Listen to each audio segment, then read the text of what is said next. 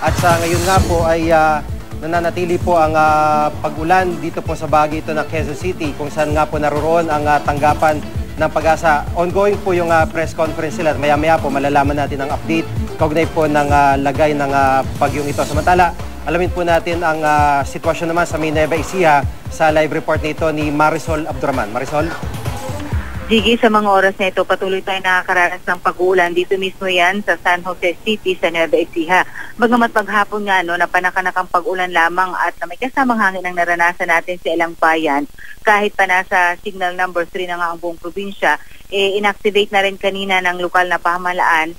Kasama na nga dito ang DILG, ang kanilang tinatawag na command center, kaya agad na nakaposisyon ang rescue team ng PNP na nakapwesto sa Kapitolyo kung sakali mang kailanganin o sa ang deployment funds sila kailanganin. Ang kanilang mga rescue boats at mga life jacket ay dineploy na rin kanina doon sa iba't ibang lugar. At kanina nga, Jiggy, galing tayo doon sa bayan naman sa Karanglan, itong tinatawag nilang landslide prone area. At kanina ay meron ng isang team ng mga taga-DPWH doon na nagbabantay sa lugar dahil historically kasi talaga daw na kapag masama ang panahon, lalo na kapag bagyo, ay nagkaka-landslide, natatapunan ng kalsada kaya hindi madaanan itong mula dito sa Nueva Ecija pupunta naman doon sa Nueva Vizcaya at hindi ang daanan papunta nga doon sa Benguet.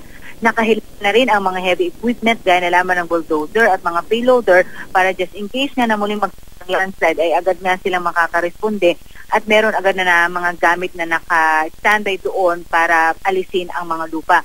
Ang mga residente as early as now, Jiggy, doon sa lugar na yon ay nakitira na sa mas safe na lugar bago pa man manalasa si Santi. Jiggy? Maraming salamat, Marisol Abdurrahman.